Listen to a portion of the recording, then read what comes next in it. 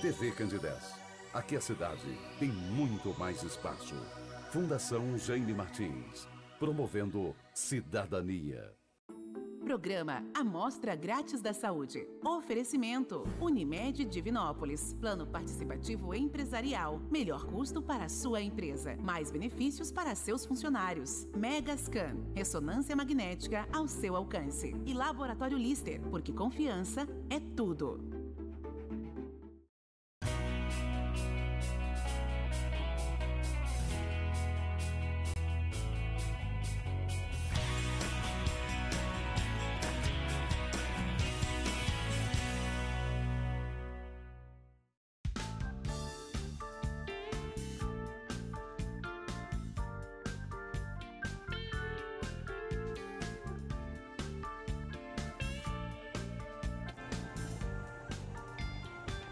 Olá, muito boa noite. Começa agora pela TV Candidez, canal 13, o Amostra Grátis. O programa que é apresentado ao vivo toda terça-feira, sempre a partir de 9 da noite. Dentro da proposta da TV Candidez, que é levar informação com prestação de serviço, você já sabe que toda semana nós estamos ao vivo na terça, com a nossa reprise no sábado. A direção da TV Candidez continua mantendo toda a sua estrutura para que possamos levar até você um programa de saúde ao vivo. E esse ao vivo, ele é muito importante para quem apresenta, é importante para quem é entrevistado e também para você que está em casa e pode participar conosco. Nesta terça-feira, que é a primeira terça-feira de setembro, hoje é dia 2. E você já sabe que você pode participar conosco pelo nosso WhatsApp. Daqui a pouco a gente vai informar. E eu não vou perder tempo, vou apresentar agora meu entrevistado desta noite. Com muito prazer, pela primeira vez em setembro, eu recebo novamente ele, que nos ajuda aqui a fazer o programa, trazendo informações de qualidade na visão da naturopatia. Eu recebo o naturopata Ramon de Assis. Ramon, boa noite, prazer te receber aqui mais uma vez, ao vivo, no estúdio do Amostra Grátis, no estúdio da TV Candidez. Boa noite, Samuel do Vale. Boa noite a todos que acompanham a gente aqui pela TV Candidez. É um prazer estar aqui novamente, né, levando aí dicas de saúde natural com um tema bem especial nessa noite, né, Samuel? Legal. E como é que foi esta primeira terça-feira de setembro nas suas atividades hoje aqui, creio eu, que em Divinópolis? É verdade. A gente já, né, coloca a agenda para ficarmos aqui na cidade, no dia do programa, para ficar mais tranquilo. Foi um dia produtivo, né, eu diria, um pouco corrido, mas dentro aí da previsão e, né, para que a gente pudesse fazer com que tudo corresse aí com a maior tranquilidade possível. Legal, Ramon. Nosso tema já está na tela, tudo já colocou para a gente aí, é ao vivo, hein? Nós estamos ao vivo nesta terça-feira e sempre importante ressaltar que a reprise você tem no sábado. Para quem assiste no sábado, não tem como você participar, o programa é uma reprise, mas toda terça-feira a sua participação ela é válida aqui pela TV Candidez. 999326228.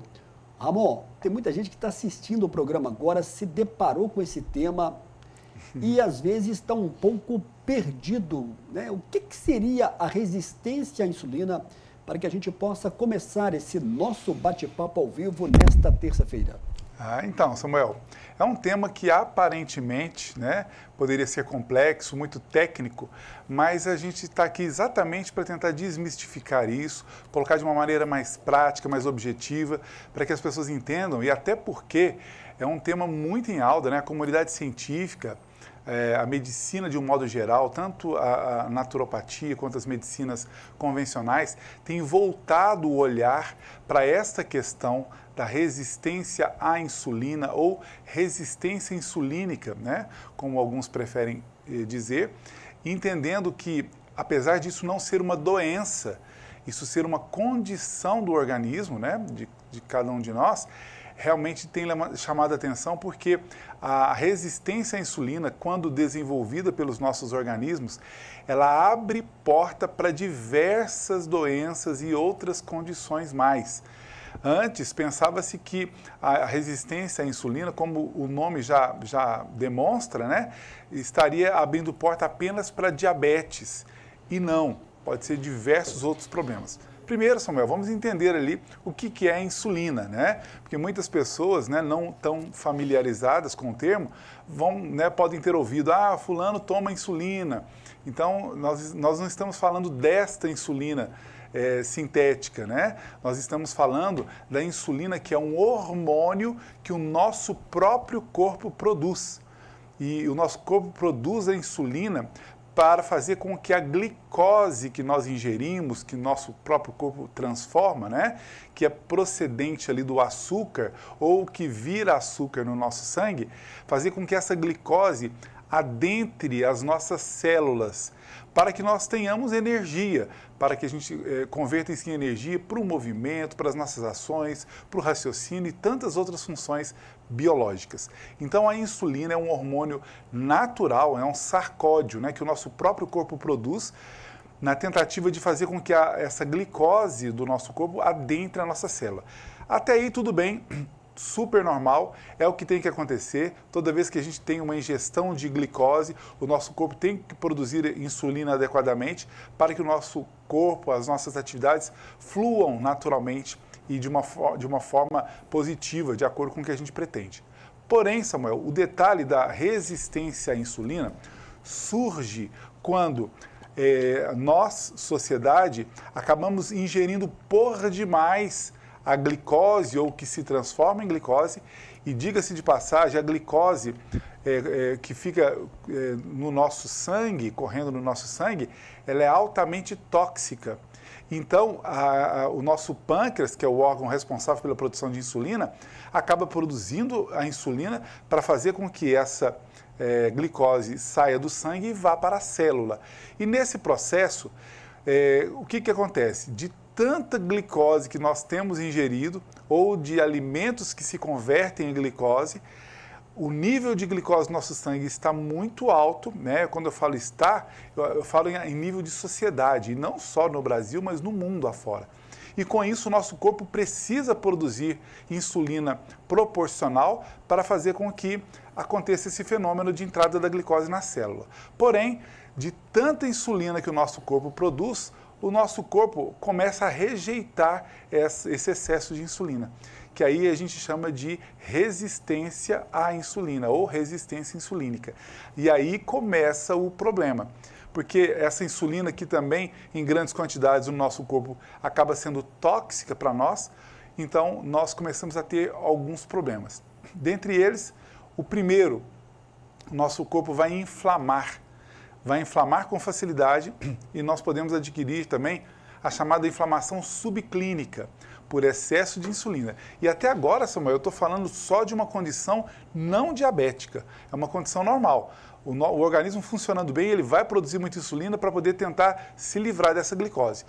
Quando pega um organismo sedentário, porque quando a gente faz uma atividade física, o nosso corpo queima prioritariamente a glicose, o que facilita a ação do nosso organismo. Mas quando pega um organismo sedentário e que ingere demasiadamente a glicose ou que vira glicose no nosso sangue, nós temos um grave problema.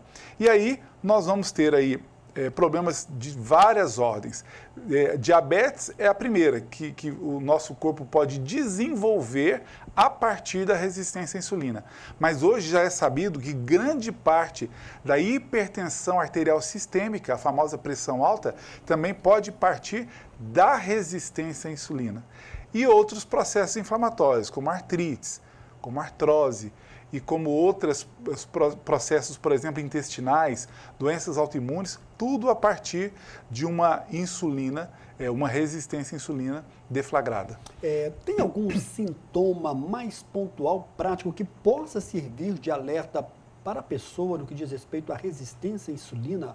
Algo de imediato, como se fosse uma dor, por exemplo? Por exemplo, a própria dor, né? Uma dor crônica, uma inflamação crônica, que pode ser em várias partes do organismo, mas também articulares, pode indicar. Claro que um só sintoma, nós não podemos determinar que é uma resistência à insulina. Nós temos que avaliar um conjunto de sintomas. E nós temos também um exame, né? O exame da insulina basal, Samuel, ele pode determinar ali que já está ali, né, constatada uma resistência à insulina. Mas mesmo antes dessa insulina do exame dar elevada, né, a gente já pode perceber alguns sintomas clássicos. Por exemplo, uma visão embaçada. A pessoa às vezes já foi ao oftalmologista, está tudo em ordem, tudo em dia, mas de vez em quando a visão fica embaçada, de vez em quando ela volta ao normal. Isso já pode ser um sintoma de picos de insulina no nosso corpo, ou a resistência à insulina. O que mais que pode ser causa ali da resistência à insulina? A famosa SOP, né? SOP, Síndrome do Ovário Policístico, tem como principal causa a resistência à insulina. Como eu já disse, a própria hipertensão arterial sistêmica, que pode ter outras causas, mas dentre elas, a resistência à insulina. Um fator bem característico também, Samuel, é manchas escuras, especialmente no pescoço, ali formando um colar escuro. Outra hora, manchas nas axilas ou mesmo manchas na virilha, podem ser indicativos de que a pessoa tem uma resistência à insulina. Dentre outros sintomas, uma fadiga crônica também pode ser sintoma de uma resistência à insulina e outros sintomas ali que a gente faz uma avaliação num conjunto e pode estar indicando. Mas o fato é, mesmo que a pessoa ainda não tenha desenvolvido uma resistência à insulina, mas se a pessoa ingere por demais carboidratos simples e também carboidratos simples e processados, ela está produzindo muita glicose no sangue. Se está produzindo muita glicose, o organismo está produzindo muita insulina. Então, ela está caminhando aceleradamente para uma resistência à insulina. Ô, Ramon, você já falou aqui várias vezes sobre a questão da ingestão dos carboidratos e com muito destaque, a gente já teve várias perguntas sobre a questão do arroz, sobre a questão do macarrão, o famoso pão de sal, que nós, a maioria, não abrimos mão. Eu sei que você tem lá toda uma conduta diferente, né? Sua visão já é não só uma visão, mas uma visão também de comportamento diferente. É verdade. E aí eu te faço uma pergunta. Quem não abre mão do arroz, quem não abre mão do macarrão, quem não abre mão do pão e outros carboidratos mais, é comum e é normal, então, essa glicose subir num dado momento do dia. Se você vai comer muito macarrão, se você vai comer muito pão, essa glicose depois ela vai baixar? Então, são picos, né, de glicose. Quando a pessoa come açúcar, né, um doce comum, e também quando ela ingere algum carboidrato, né, dessa ordem que você citou, que são carboidratos simples e algumas vezes processados, o pico de glicose, ele é muito semelhante ao próprio açúcar. Então, nós vamos ter picos ao longo do dia. E nesses picos, o nosso corpo vai produzir insulina proporcional ali às necessidades para fazer com que essa glicose adentre as nossas células, como eu expliquei inicialmente. Então, quando isso se torna repetidamente, Samuel, né, ou recorrente, o organismo vai caminhando para essa resistência à insulina. Mas o detalhe maior, né, que a gente quer salientar aí para todo mundo, não é uma questão de abrir mão totalmente dos carboidratos simples, né?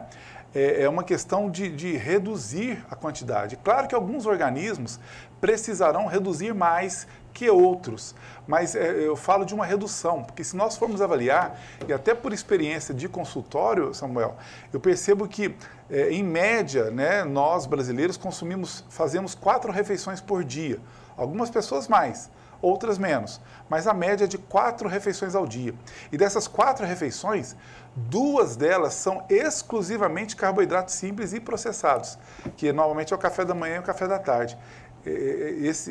Essa refeição, ela é exclusivamente carboidratos simples e processados, já que pão e qualquer produto, qualquer quitanda é um alimento processado, obviamente.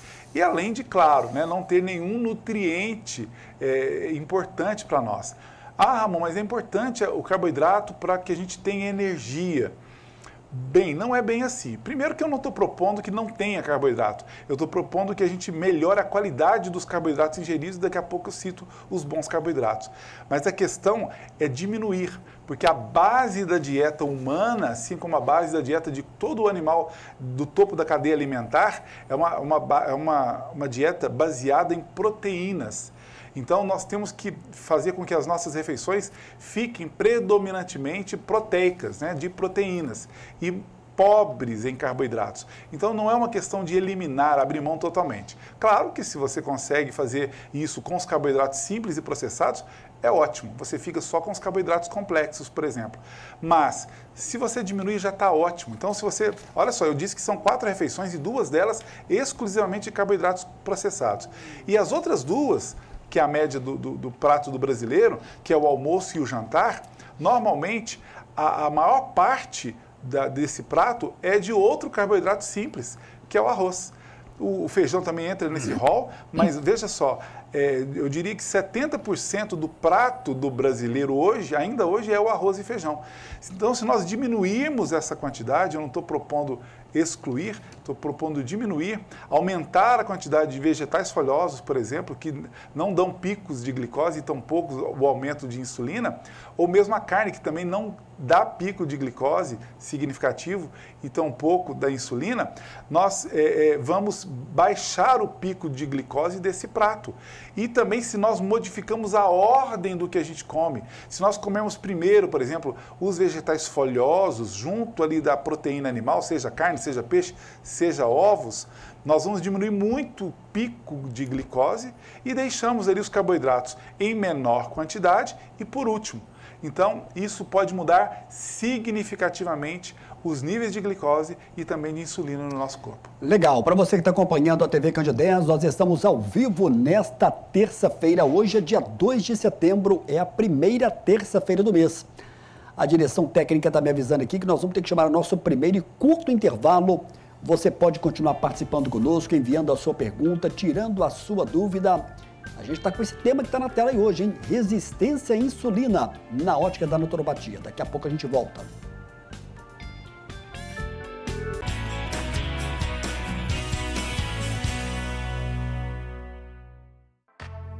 Você conhece o cartão virtual Unimed? O cartão virtual Unimed é uma versão digital do seu cartão de saúde físico, oferecendo conveniência e praticidade.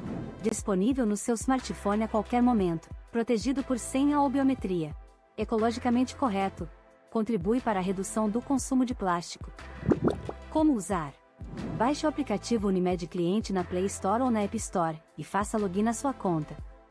Na tela inicial, clique em cartão virtual no canto inferior esquerdo. Informe seus dados pessoais, como o número da carteirinha, CPF e senha. Prontinho, o cartão estará desbloqueado e disponível para uso. Unimed Divinópolis.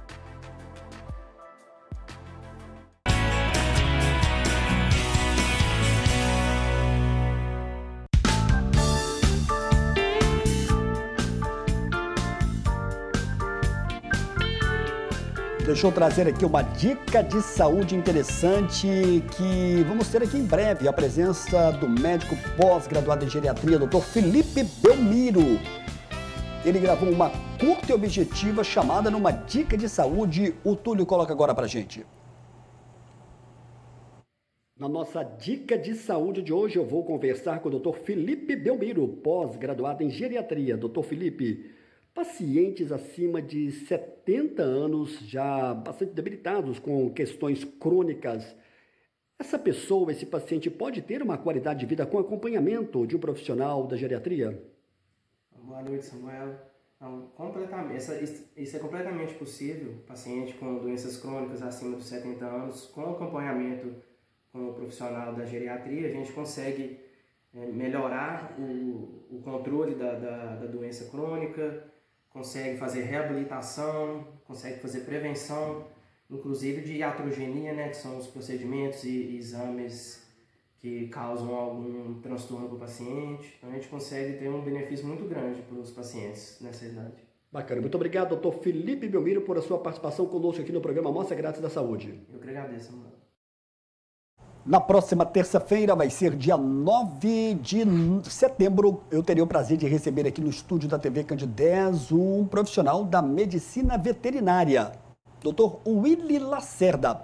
Ele vai estar aqui ao vivo, trazendo toda a sua experiência, destacando sobre a saúde dos pets, cães e gatos. Nós vamos falar também sobre a premiação da Salles Pesquisa, que indicou o Dr. Willy Lacerda como profissional de referência na questão da medicina veterinária e a própria VetPet.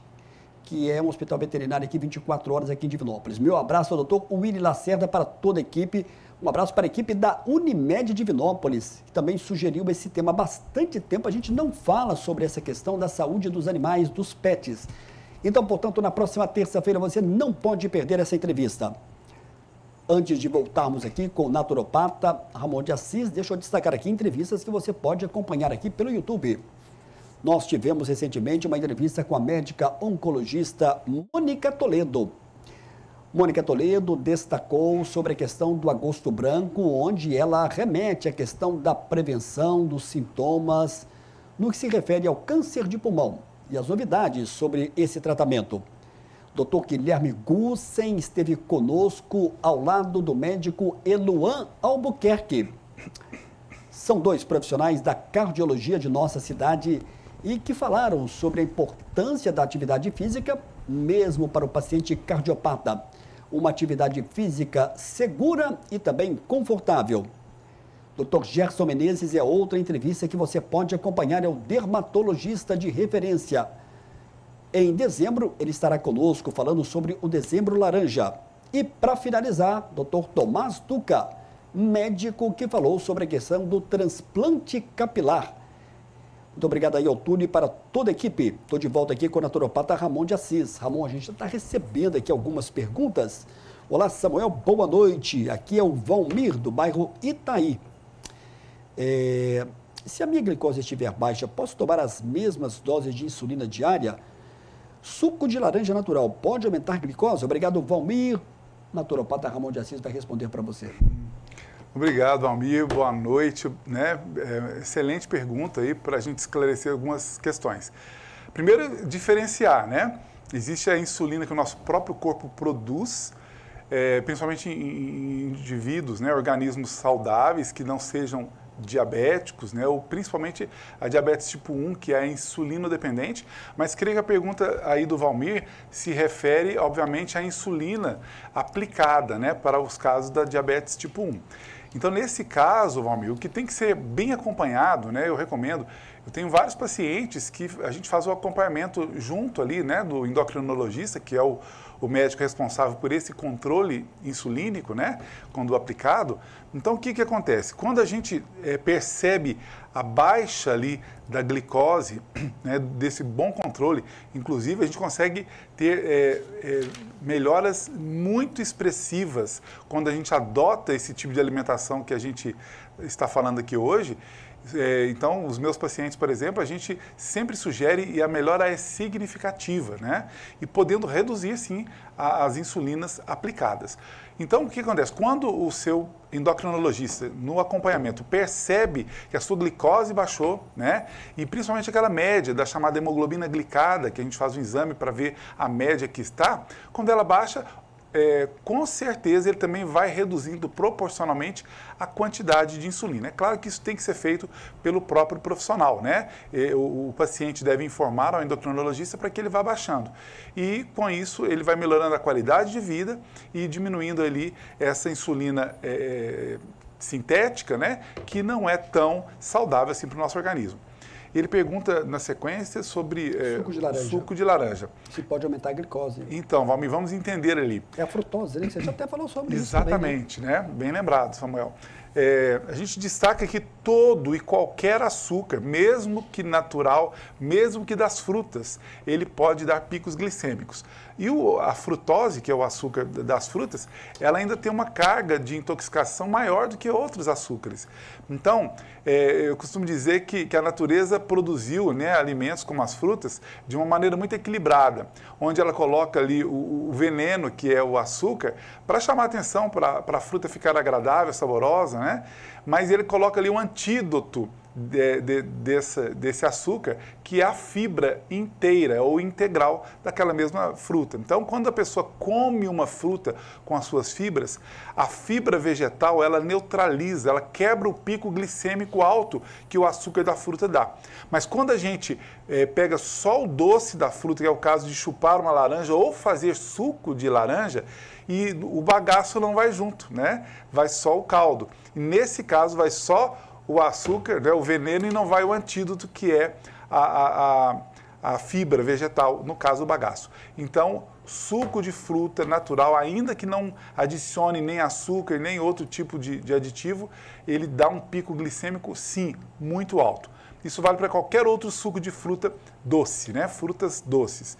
Então, o ideal é que a gente consuma isso com muita moderação, né? E quando a pessoa é diabética, sobretudo diabética insulino dependente, ela precisa avaliar muito bem junto ao seu profissional para que ela não exagere e acabe desregulando aí a sua glicemia. Então, muito cuidado aí com os sucos naturais por causa desse açúcar. Ô, Ramon, tem uma telespectadora que não se identificou, mas ela pede para você reforçar sobre o que fazer para diminuir a resistência à insulina. Você pode resumir para a gente? Perfeitamente, né? A gente agradece de toda forma o contato e a pergunta. Então, é muito importante a gente entender esse balanço, né? Hoje nós temos uma dieta que é predominantemente de carboidratos simples e carboidratos simples processados. Então eu diria que nós temos aí talvez 60%, 70% do que a gente come é desses carboidratos. O que a gente precisa fazer? E claro, com um bom acompanhamento, né, profissional, seja com o naturopata, seja com o endocrinologista ou com o nutricionista, nós temos que inverter essa balança, fazer com que a base da nossa alimentação seja de alimentos que não sejam carboidratos simples e simples processados. Então, portanto, a gente tem que ingerir mais proteína, né, de um modo geral, né, que pode ser bem orientada pelo profissional, proteínas, vegetais folhosos, né, frutas, preferencialmente aquelas menos doce ou nada doce, né? Exemplo disso, o kiwi, a goiaba, o morango, o abacate, o coco, né? São frutas estratégicas ali para que a gente não dê picos aí de glicose muito altos. Então, frutas estratégicas, os carboidratos complexos, esses sim são muito interessantes, moderadamente, são muito interessantes, que são os leguminosos, por exemplo. Mas diminuirmos drasticamente a ingestão dos carboidratos simples e simples processados. Legal. Olá, Samuel, boa noite. Doutor Ramon está ao vivo? Parabéns pelo desempenho dele nas suas respostas. Aqui é Beatriz Rocha, moro aqui no centro. Aproveito para perguntar o que comer no café da manhã, o que seria o mais ideal. Beatriz, obrigado pela sua mensagem. O naturopata Ramon de Assis vai te responder. Beatriz, obrigado, viu? Um abraço para você, boa noite. Pergunta excelente, né? Eu sempre recomendo aos meus pacientes que a primeira e a última refeição do dia não deve ter carboidratos simples, de forma alguma. No meio do dia, né, talvez possamos ter aí um carboidrato simples, como arroz, ou batata, ou angu, por exemplo, né? Só um exemplo. Isso quem vai determinar é o profissional que acompanha. Mas para a primeira e para a última refeição, o ideal é que a gente não ingira carboidratos simples de forma alguma. Uma ótima proposta, Beatriz, de desjejum, eu vou pegar aí o alimento considerado o segundo alimento mais nutritivo do mundo, que é o ovo. Então, comer um ovo ou comer ovos pela manhã, ovos mexidos, ovo cozido, ovos, omelete, ou mesmo se for frito ali com uma manteiga ghee, né? Para quem não conhece a manteiga ghee, lá no meu Instagram, naturopata Ramon de Assis, eu ensino os benefícios da manteiga ghee, que é a manteiga clarificada utilizada na Índia há milênios, e também ensino a fazer a manteiga ghee em casa, né, para ficar aí de uma forma mais barata, um alimento super saudável. Você pode até fritar ali seus ovos 2 vezes por semana com a manteiga ghee, que ela não hidrogeniza, né, e não vai entupir suas veias. Então, os ovos talvez seja o melhor desjejum que a gente pode fazer. Depois disso, né, você pode optar também por, de repente, um abacate, né, um abacate ali com um fio de óleo de coco, com um pouquinho de cacau em pó, 100%, pode ser uma super refeição pela manhã e você não vai dar pico glicêmico nenhum, melhorando aí a condição da diabetes de quem tem, ou prevenindo ou reduzindo o índice glicêmico, que vai também combater ou prevenir a resistência à insulina. Ramon, quem não abre mão, vou voltar a repetir a pergunta que eu fiz a você no primeiro bloco, quem não abre mão do arroz, do feijão, do macarrão, do pão de sal, pelo simples fato de ter esses produtos nas suas refeições durante o dia, a pessoa pode virar aí e ser um diabético? Ah, com certeza. Se a pessoa desenvolve aí a resistência à insulina, ela pode se tornar um diabético por essa razão. Mas entendendo, né, nós não temos que zerar esses carboidratos simples, nós temos que inverter a ordem, né? Primeiro, fazer com que a gente diminua a ingestão desses carboidratos simples e processados. E depois inverter a ordem na hora de comer. Vejam só, se você come um carboidrato simples, né, como qualquer farináceo, né, e aí não é só o que tem glúten, não é só farinha branca, mesmo outras farinhas consideradas menos prejudiciais, do ponto de vista metabólico, ela faz o mesmo estrago. Então, farináceos, massas e grãos podem dar picos de glicose semelhantes ao açúcar. Olha que interessante. Mas quando você introduz um alimento, por exemplo, o abacate que eu citei ainda há pouco, ou o próprio ovo, junto do carboidrato, esse pico glicêmico é menor. Então, para quem já é diabético ou quem quer prevenir da diabetes, já é uma estratégia. Quem não quer abrir mão, por exemplo, do pãozinho todos os dias, mas se comer um ovo antes do pão, você diminui ainda mais o pico glicêmico. Comeu o seu ovinho, vai lá e come o seu pãozinho. E como é que deve ser esse ovo? Pode ser frito, pode ser cozido, pode ser mexido? Como é que ele deve ser? Qualquer um deles. Frito, não muitas vezes por semana, mas se for, por exemplo, com uma boa gordura, como a manteiga ghee que eu citei, pode ser feito ali até 2 vezes por semana. Então você come o seu ovo mexido, omelete, cozido, como primeira refeição. Você vai diminuir esse pico glicêmico. E logo depois, você já pode comer seu carboidrato. Não é o melhor, mas é uma forma de você minimizar esse pico de glicemia que vai gerar a resistência à insulina. No almoço, a inversão da ordem do que se come. Se você comer primeiro, como eu disse anteriormente, os vegetais folhosos, junto da proteína animal, para depois o arroz com feijão, você também já diminui o pico glicêmico. E, obviamente, tente diminuir a quantidade de arroz e feijão. Ô, Ramon, eu fiquei muito curioso aqui, eu acho também que o público que está nos acompanhando agora também deve ter ficado muito curioso, é sobre a questão dessa manteiga ghee, que você falou que substitui o óleo de soja. O que é essa manteiga ghee? Aonde que a gente pode encontrar? E ela é mais cara do que uma latinha, por exemplo? Hoje não fala mais lata, né? É o PET lá do óleo de soja. Ele é mais cara? Então, a manteiga de leite comum, ela já é um produto caro e é compreensível que seja, né? Afinal de contas, se gasta muito leite para fazer um pouquinho de manteiga. Então, é um produto caro, mas é justificado o valor dele. E a manteiga ghee, né? O ghee escreve G-H-E-E, é assim que se escreve manteiga ghee, ou também conhecida como manteiga clarificada. Essa manteiga ghee, Samuel, ela é produzida e utilizada por milênios pela medicina ayurvédica, né? A medicina indiana. Na Índia já se conhece facilmente a manteiga ghee, ou manteiga clarificada. E você pode adquirir, sim, em boas casas de produtos naturais, você encontra a manteiga ghee já pronta, mas dá para fazer em casa. Como eu disse ainda há pouco, quem vai lá e segue a gente no Instagram, Naturopata Ramon de Assis, lá tem um vídeo curto, 1 minuto, 1 minuto e pouco, que eu explico primeiro os benefícios da manteiga ghee, que é uma gordura saturada de cadeia média, por isso ela não hidrogeniza no nosso corpo, não entope veias, não causa aterosclerose, pelo contrário, ela combate as gorduras do nosso corpo. E num vídeo seguinte, eu ensino como fazer em casa a manteiga ghee para até minimizar. É fácil? Muito simples, muito fácil. Você pega já pronta uma manteiga de leite, né? Primeiro, não confundamos manteiga com margarina. São bem distintas. Um é um super suplemento, o outro é um veneno. Né? Qual que é o veneno? A margarina. Okay. Margarina é uma gordura hidrogenada já terrível para a nossa saúde. Agora, a manteiga não. A manteiga é um super alimento, como eu já disse, e a manteiga ghee melhor ainda. Então, lá eu ensino a fazer a manteiga ghee. Aliás, lá no nosso canal, né, no nosso Instagram, tem vários vídeos de dicas de saúde natural como essa. Então, a manteiga ghee é essa que é um baita suplemento que a gente pode utilizar ali para cozinhar os nossos alimentos, não só para fazer ovos, como eu citei agora, mas para fazer toda a comida. Você tem ali um recurso maravilhoso, super saudável para melhorar. E outra, a manteiga ghee, assim como o óleo de coco, assim como o limão, assim como o vinagre de maçã orgânico, assim como vegetais folhosos não leguminosos e também gorduras boas, como das castanhas, do azeite de oliva extra virgem, do próprio abacate, da berinjela, do coco, são gorduras que também quebram os picos glicêmicos. Ou seja, se você come esse tipo de alimento ou utiliza uma dessas gorduras antes antes da sua refeição rica em carboidratos, você diminui o pico glicêmico, que vai reduzir também a sua resistência à insulina. Legal. Estou recebendo aqui mensagens da cidade de Itapecerica. Opa! Deixa eu ver aqui se eu acho quem. É o Nício Reis. Olá, Samuel, boa noite. Doutor Ramon atende em Itapecerica? Você pode responder para ele? Opa, Nício o nome? Nício. Nício, um abraço, atendo sim, Itapecerica, né? A gente está aí, eu estive aí na última sexta-feira. Passei seu contato aqui, viu? Ah, perfeitamente, a gente atende presencial sim, lá. Olá, Samuel, boa noite.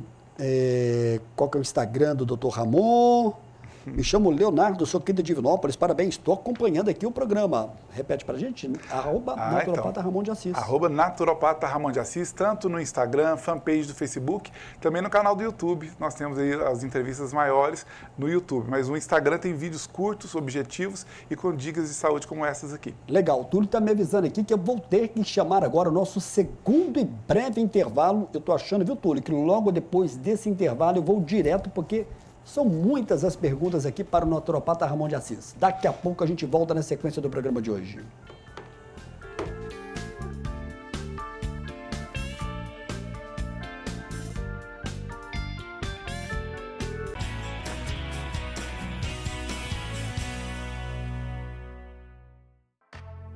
Você conhece o cartão virtual Unimed? O cartão virtual Unimed é uma versão digital do seu cartão de saúde físico, oferecendo conveniência e praticidade. Disponível no seu smartphone a qualquer momento, protegido por senha ou biometria.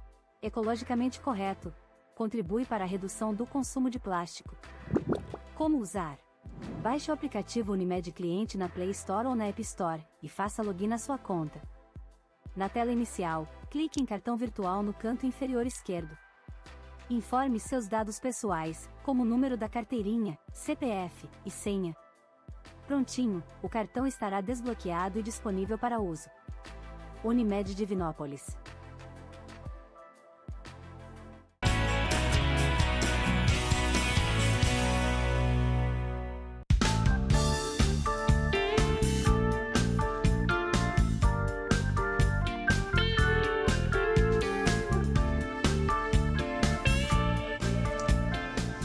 Deixa eu dizer para você que nós teremos aqui em Divinópolis, no dia 9 de novembro, a corrida da Polícia Civil. Está sendo muito bem organizada pelo Rominho Duarte, da RD Gestão de Projetos. Esse evento vai ser muito marcante.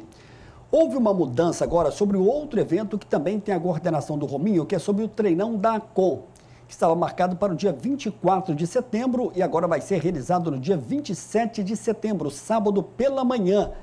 Quem está participando nesse apoio da ACOM é a marca Tênis Lindy. E o Túlio coloca agora para a gente o VT.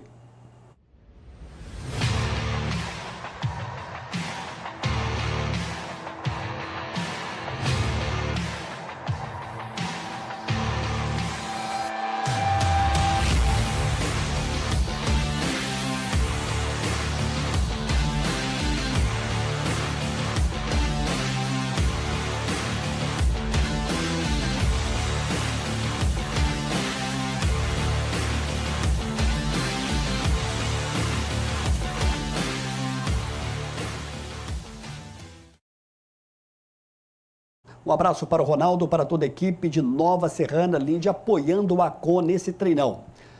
Túlio vai exibir agora umas fotos para a gente, são entrevistas de profissionais que passam pelo Amostra Grátis da Saúde e que você pode acompanhar pelo YouTube. Numa primeira entrevista, você vai ver aí o naturopata Ramon de Assis. Nós temos aí uma foto do Ramon? Aí sim, Ramon de Assis já esteve conosco em várias oportunidades e você pode acompanhar uma de suas entrevistas também pelo YouTube.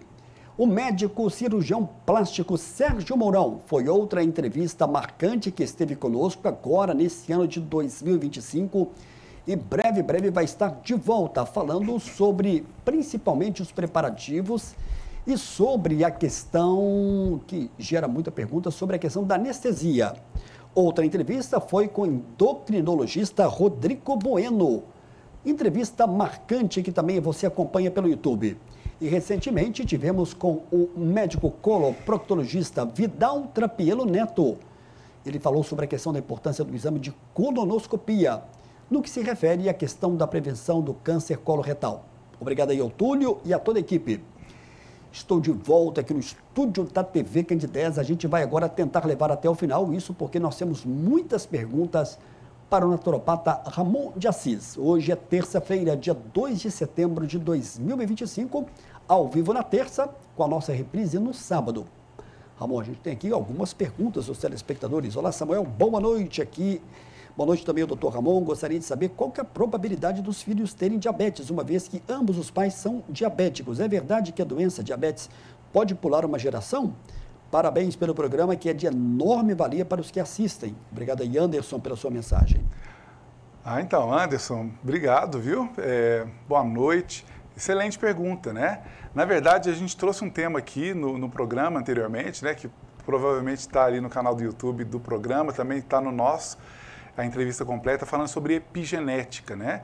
E o desdobramento da epigenética, que é a nutrigenética, que realmente aponta aí que quando nós temos, principalmente quando nós temos pessoas, pai, mãe, que tem uma doença ali, né? Exemplo, a diabetes, nós carregamos ali uma predisposição para despertar essa doença.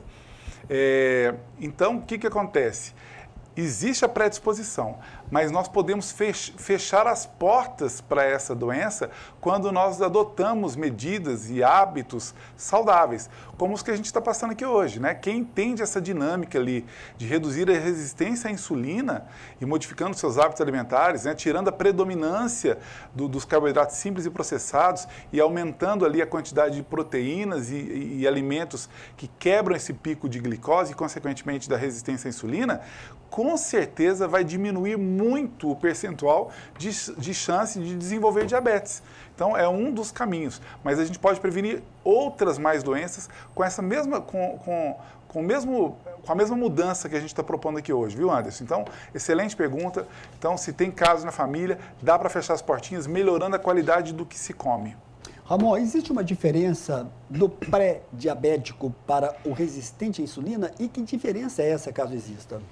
Então, existe sim uma diferença, né? O pré-diabético, né, normalmente os exames dele, por exemplo, os exames de glicose em jejum e o exame de hemoglobina glicada, né, que é uma média ali do comportamento glicêmico, né, nosso, ele já dá alterado ali, né? Por exemplo, a partir de 5,7% a hemoglobina glicada já indica uma pré-diabetes.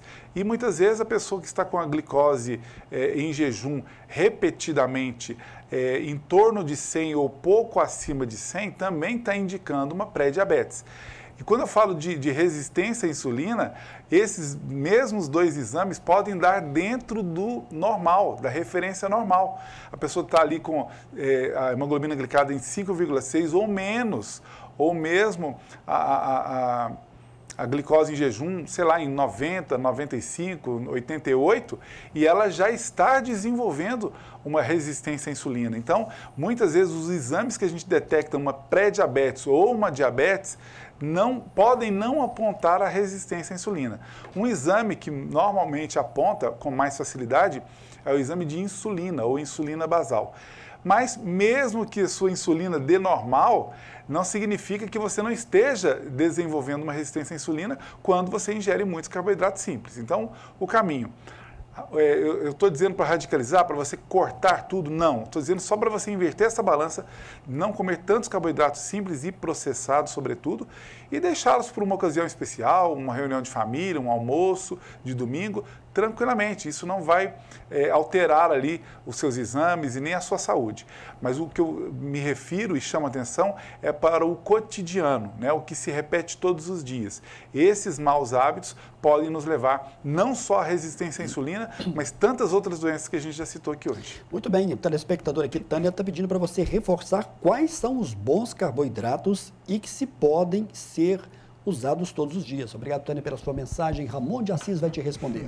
Tânia, obrigado mesmo pela pergunta, um abraço. Então, é claro que quando a pessoa já tem ali alguma alteração nos exames, Tânia, é legal que o próprio profissional oriente o paciente do que ela deve ingerir, nas quantidades certas, né? E para isso nós temos os nossos queridos nutricionistas que fazem esse cálculo maravilhosamente bem, né? Da quantidade e o que pode ser ingerido ali por semana, por exemplo. Então, tem que ser feito um cálculo individualizado. Mas os bons carboidratos são os que a gente chama de carboidratos complexos, né? Por exemplo, as frutas não doces ou menos doces são carboidratos complexos, são menos perigosos para a resistência à insulina ou mesmo para diabetes. Os leguminosos, de um modo geral, né? Aí entra cenoura, beterraba e tantos outros leguminosos, né? A abóbora, a própria mandioca, o inhame, cará, né? Todos eles também podem dar picos menores de glicose e de insulina do que os carboidratos simples, mas já dão também. Então, tem pessoas, por exemplo, os diabéticos insulino dependentes vão ter que ter um controle muito rigoroso, até mesmo dos carboidratos bons. Enquanto quem não tem, por exemplo, diabetes, a resistência à insulina bem controlada, vai poder comer com mais tranquilidade os bons carboidratos. Agora, os carboidratos ruins, que são os simples e processados, esse eu não aconselho que ninguém coma muito, porque pode nos levar a essa condição. Muito bem. Ramon, a gente tem outras perguntas aqui também. Sobre a questão da obesidade. Existe relação da obesidade com a questão da resistência à insulina? E que relação é essa? Excelente pergunta. Um dos sintomas de uma possível resistência à insulina é o ganho de peso, mesmo que a pessoa esteja com os mesmos hábitos de atividade física e de alimentação. Ela está com o mesmo hábito, de repente começa a ganhar peso, já pode ser uma resistência à insulina. Ou o contrário, a pessoa está com sobrepeso e não consegue emagrecer. Mesmo com outros exames em dia, como os exames de T3, T4, TSH, que se referem à glândula tireoide, está tudo normalzinho. E ela não consegue perder peso. O que pode ser? Resistência à insulina também. Então, são indícios aí. Então, o sobrepeso, um ganho exagerado nos últimos tempos, podem significar aí resistência à insulina. Olá, Samuel, boa noite. Gostaria de não me identificar, mas gostaria de saber que tipo de hábitos podemos fazer para não ter a resistência à insulina. E pergunta aqui numa sequência se a resistência à insulina tem cura. Obrigado pela mensagem. Então, obrigado mesmo. Pergunta muito importante.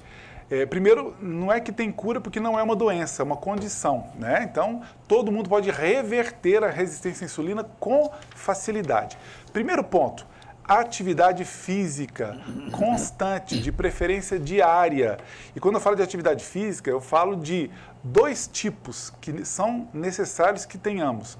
Atividade aeróbia, né, ou atividade cardio, e atividade de força, especialmente a musculação.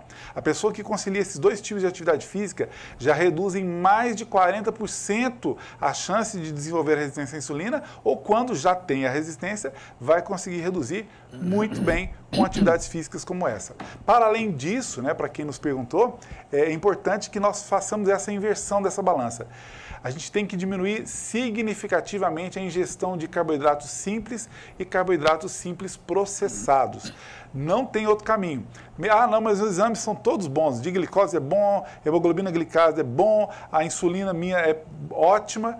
Tá bom, mas se você está ingerindo carboidratos simples e processados, ou processados, você está caminhando para uma resistência à insulina. Então, todo mundo precisa reduzir esse tipo de carboidrato e preferir os carboidratos mais saudáveis, como eu citei ainda há pouco. No programa passado, a gente aqui deixou de fazer aqui algumas perguntas, porque, via de regra, são perguntas que chegam praticamente em cima da hora do fim do programa. Isso é muito comum, uma vez que a audiência de qualquer programa, ela é sempre uma audiência rotativa. Muito difícil alguém pegar do começo ao fim. Então, às vezes, quem chegou no final faz a pergunta. A Cléria Santos, do bairro Planalto, ela perguntou, mulheres grávidas, tem até a ver com o tema de hoje. Mulheres grávidas que têm diabetes devem fazer o controle dos seus níveis de açúcar no sangue? O fator genético pode desempenhar um papel importante na doença cardíaca congênita? Vamos ver como é que o Ramon de Assis vai te responder. Então... boa noite. Qual o nome da... Cléria Santos, bairro Planalto. Obrigado pela participação em pergunta, Cléria. Resposta sim para as duas perguntas, né? Então, assim, tem que fazer um bom acompanhamento e é legal que a sua pergunta, apesar de ser do programa passado, mas é muito pertinente ao tema de hoje, e a regra vale também para as gestantes. Então, a gestante que tem, por exemplo, a oportunidade de se preparar para a gestação, é muito importante que ela já reduza os carboidratos simples e processados para que ela tenha uma gestação gestação mais tranquila. E, claro, faça atividade física também, né? E aí, a partir disso, ela manter ali a boa alimentação durante a gestação, que a chance dela desenvolver uma diabetes gestacional diminui muito, né? E ela vai melhorar ali a condição de saúde dela e do bebê, obviamente, né? E também diminui o percentual de chance do filho desenvolver a própria diabetes. Então, reduzir a resistência à insulina é muito importante para qualquer pessoa, para qualquer indivíduo, porque a gente reduz a chance de qualquer outra condição de doença, ou mesmo doenças agudas ou doenças crônicas. Agora, olha a outra pergunta que também tem tudo a ver com o tema de hoje. É a Silmara Alves, do bairro Bom Pastor. Batata doce é diferente da batata comum no que diz respeito à presença do açúcar no sangue? Vamos ver como é que o Ramon vai te responder. Seu Marão, um abraço, boa noite, obrigado, né? Uma pergunta também muito pertinente ao tema. Então, nós temos ali, né, uma classificação liberada pela própria Organização Mundial da Saúde, né, que é uma lista dos índices e das cargas glicêmicas de cada alimento. E a sua pergunta é muito importante, por quê? Porque a batata inglesa, a batatinha, né, mais conhecida, ela tem uma carga glicêmica e um índice glicêmico muito mais elevado do que a própria batata doce. Então, para quem está no caminho de evitar ou sair de uma resistência à insulina, ou até mesmo da diabetes, migrar de uma batata inglesa comum para uma batata doce é uma boa estratégia. Então, quer dizer, a batata doce é mais interessante ali na nossa dieta do que a batata comum. E, claro, também as quantidades de cada uma para que a gente não desenvolva um problema como esse. Ramon, é verdade que a maioria das pessoas não sabe muito bem, não tem muito conhecimento, aprofundamento desse tema que nós estamos abordando hoje, a resistência à insulina, e por que é importante se manter bem informado sobre esse tema? Então, Samuel, realmente, né, muitas pessoas, eu acredito que quem está nos assistindo agora não tinha conhecimento desse termo técnico, né? Embora a comunidade científica, né, tanto das medicinas naturistas como a minha, como a medicina convencional, tem um conhecimento, óbvio, mas tem muita coisa nova chegando em estudos no momento, né? E a gente tem sempre o cuidado de trazer ali os estudos mais recentes sobre isso, né? E numa quantidade muito grande que tem chegado, para trazer essa informação de primeira mão para todo mundo e com qualidade e responsabilidade, é óbvio. Mas a maioria das pessoas, se a própria comunidade científica ainda está muito recente tudo isso, para a população, para a sociedade em geral, ainda é mais incomum esse tipo de tema. Mas eu não tenho dúvida, e por isso que a gente traz aqui com muito carinho para as pessoas, porque quem compreendeu essa dinâmica aqui hoje no programa, ou quem quer se aprofundar mais, pode pesquisar, que vai encontrar muito material sobre isso, ou nos procure para uma consulta, para uma avaliação, para entender mais sobre isso.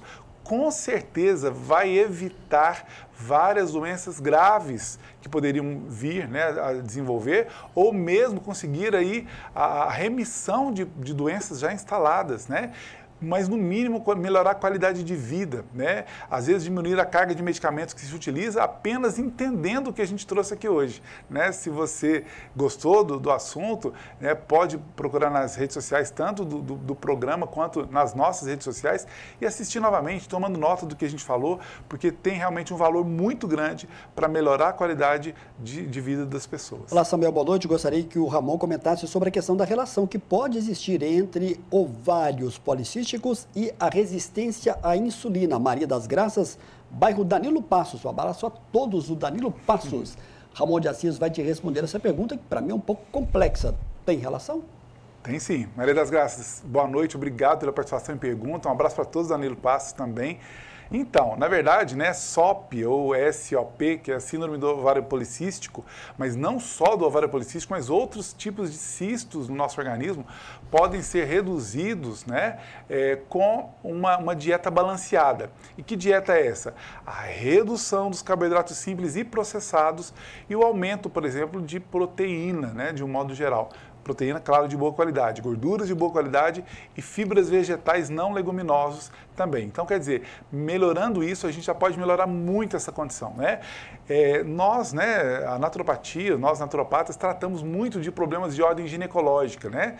Desde cistos, né, ou a própria síndrome do ovário policístico, miomas, tudo com o quê? Com suplementos que vão ajudar a inibir a formação dessas nodosidades, mas também orientando a mudança de hábitos, e aí nesse caso individualizada, né? Porque é claro que aqui a gente está falando de uma maneira generalista, uma forma que já vai beneficiar a todo mundo, mas é claro que existem as particularidades. Quando você pega um paciente e entende o contexto dele de vida, idade, sexo, medicamentos utilizados, né? Hábitos saudáveis ou não saudáveis, a gente mostra para esse paciente o que ele precisa fazer para melhorar a sua condição. E nesse caso, a gente consegue melhorar muito as condições ginecológicas de muitas mulheres. O Leonardo do bairro Candidez. Olá, Samuel, boa noite. Eu gostaria de saber em qual ponto o diabético chega a ter que amputar um membro. Ele mandou assim uma pergunta bem direta. Sim. Você pode ajudar ele aqui? Leonardo do bairro Candidez. Leonardo, um abraço. Se chegou a esse ponto é porque a situação está crítica, né, Ramon? Com certeza. Uma pergunta muito importante, né, e lamentável quando chega-se a esse ponto, né? Porque muitas vezes, por falta de informação, por falta de uma boa orientação, alguns pacientes chegam a esse ponto extremo, né? Não teve um bom controle, né, da diabetes. E por que chega nesse ponto? Porque a diabetes já avançada, ela compromete o sistema circulatório, dificultando a irrigação periférica do organismo, né? Principalmente dos membros, né? Dos membros inferiores, sobretudo. É muito comum o diabético, por exemplo, ter que amputar primeiro um dedo do pé. Às vezes tem uma lesãozinha ali, não consegue uma recuperação adequada, até porque falta irrigação, por causa de um problema circulatório, mas aumentando esse comprometimento por conta da glicose desregulada. E às vezes, depois de um dedo do pé, pode caminhar por um pé inteiro, né? A pessoa ter que retirar o pé ou até mesmo a perna. Então, muitas vezes, por falta de informação, não precisa chegar nesse ponto. Se a pessoa fizer um bom controle de alimentação, eu digo que qualquer diabetes, 80% do tratamento é a alimentação, né, bem orientada e, claro, né, os medicamentos corretos, um bom acompanhamento profissional, sobretudo com o endocrinologista, mas também com outros profissionais como nutricionistas, naturopatas, para melhorar essa condição e evitar esse caso extremo de amputação. Valeu. O Túlio vai colocar daqui a pouquinho para a gente, mais uma vez, o contato. Esse WhatsApp é o WhatsApp do grupo que muita gente entra para obter várias informações sobre a questão da saúde e alimentação natural, que é o 991370003. Túlio colocou ali pra gente. No Instagram, Naturopata Ramon de Assis. O Túlio está me avisando que a gente tem que fechar o programa. E eu sempre gosto, nessa reta final, de pedir um entrevistado, e o Ramon já está mais do que acostumado, para deixar aqui uma mensagem final dentro desse nosso tema, que é bastante sério, que é um caminho aí para o diabetes. O que de mais importante, Ramon, deve ser lembrado, deve ser ressaltado para o público que está nos acompanhando agora, aqui ao vivo nessa terça-feira? Então, primeiro que o que a gente sempre traz aqui, né, através da naturopatia, é que muitas doenças poderiam ser evitadas com o entendimento de coisas como, assuntos como esse que a gente traz aqui hoje. Então, a saúde está muito mais nas nossas mãos do que nas mãos de um profissional da área de saúde ou mesmo de medicamentos, né?